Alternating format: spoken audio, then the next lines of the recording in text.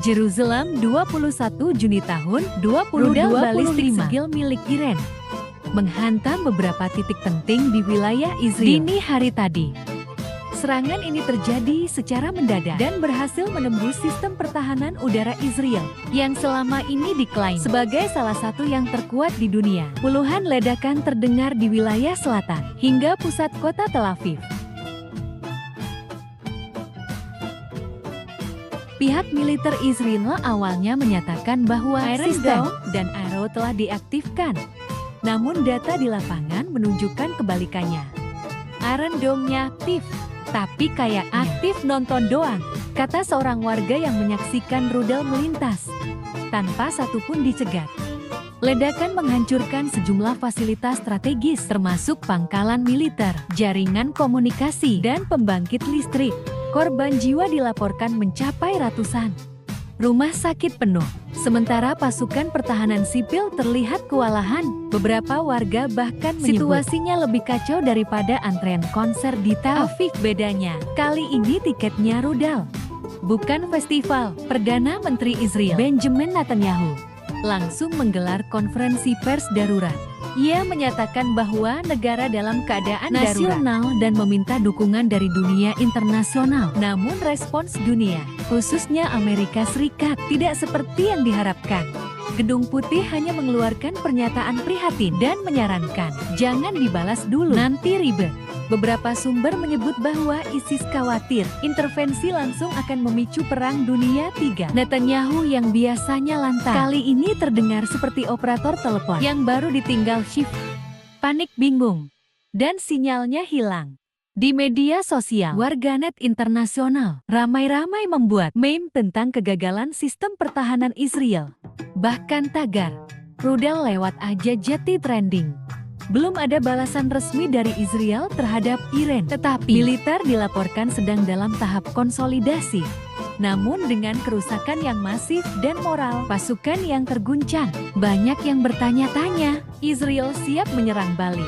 Atau baru sadar mereka bukan di film Marvel? Serangan rudal segil dari Iran tidak hanya menyebabkan kerusakan material, tetapi juga menghancurkan stabilitas dalam negeri Israel.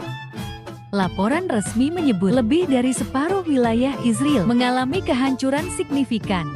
Dari infrastruktur militer, jaringan listrik, hingga fasilitas kesehatan, semua terdampak parah. Kondisi ini memicu gelombang kepanikan nasional.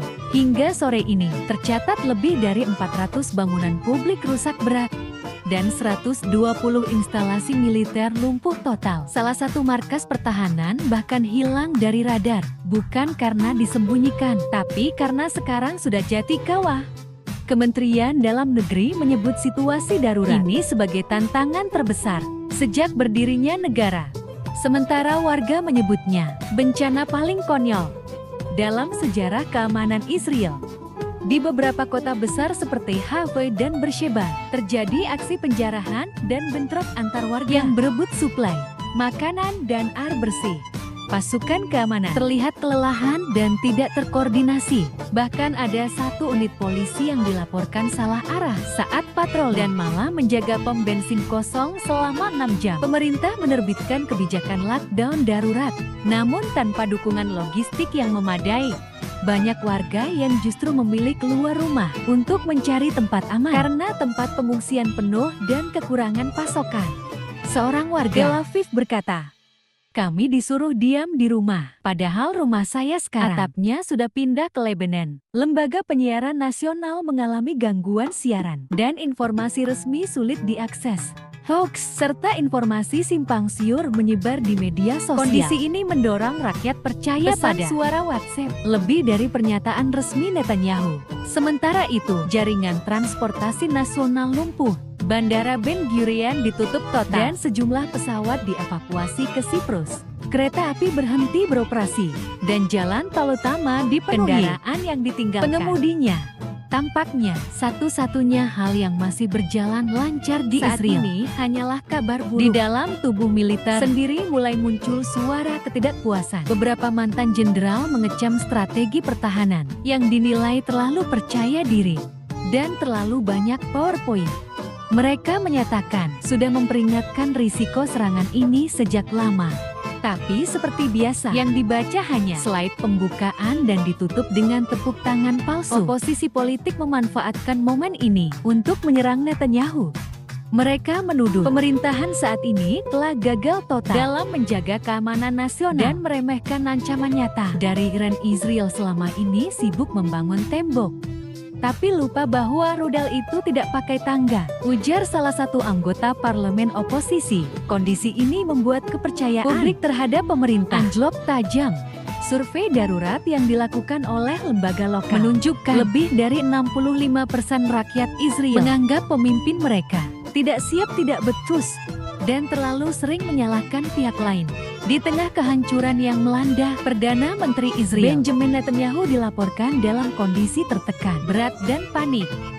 Sumber internal dari kantor Perdana Menteri menyebut Netanyahu langsung menghubungi sejumlah pemimpin dunia, memohon bantuan militer darurat dan intervensi diplomatik, namun tanggapan yang diterima justru jauh dari harapan. Pemerintah Israel dilaporkan pertama kali menghubungi Amerika Serikat. Panggilan dilakukan 3 kali dalam waktu 2 jam. Namun jawaban dari Washington tidak sesuai ekspektasi seorang staf Gedung Putih disebut hanya berkata, "Kami sedang rapat soal ekonomi, bisa nanti sore." Lalu menutup telepon dengan cepat seperti dihindari sales kartu kredit.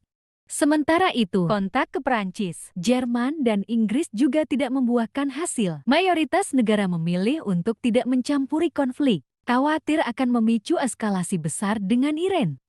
Bahkan dari Uni Eropa hanya muncul pernyataan standar, "Kami mendesak semua pihak untuk menahan diri."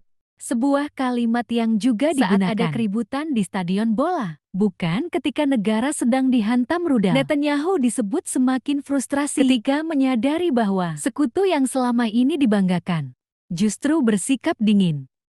Dalam rapat darurat kabinet, ia sempat menggebrak meja dan menyatakan, "Kita tidak bisa sendirian." Namun respon dari salah satu menterinya dilaporkan hanya berupa diam. Sebelum akhirnya bertanya, "Jadi kita harus buka YouTube tutorial bertahan dari perang nuklir, Pak?" Upaya mencari dukungan juga dilakukan melalui diplomasi PBB, namun hasilnya juga nihil. Dewan Keamanan masih terpecah dalam menyikapi konflik Iran-Israel, dan mayoritas anggota tampaknya enggan mempercepat sidang darurat. Bahkan perwakilan Tiongkok dan Rusia dilaporkan justru sedang berdebat soal agenda lain, seperti siapa yang lebih kuat, Batman dan Iron Man. Kondisi Netanyahu sendiri menjadi bahan sorotan di media. Beberapa media internasional bahkan mempublikasikan foto dirinya dalam kondisi letih dan bingung di ruang krisis, dengan wajah yang jauh dari citra tegas yang biasa ia tunjukkan. Warganet menyebutnya Netanyahu versi low battery, dan menjadikan fotonya meme dengan caption, "Ketika kamu sadar, semua temanmu cuma datang pas kamu punya wifi." Sementara itu, tekanan dari rakyat dan oposisi semakin besar. Desakan agar Netanyahu mundur mulai bermunculan. Namun sang Perdana Menteri menegaskan bahwa ia tidak akan meninggalkan jabatannya di tengah krisis. "Saya akan tetap memimpin," ujarnya meski dari nada suara dan ekspresi wajah terlihat jelas bahwa yang ia butuhkan bukan panggung, tapi pelukan. Upaya Israel untuk menggalang koalisi internasional dalam menghadapi Iran diprediksi akan menemui jalan buntu. Negara-negara besar saat ini lebih fokus menghindari potensi pecahnya konflik global ketimbang membantu secara langsung.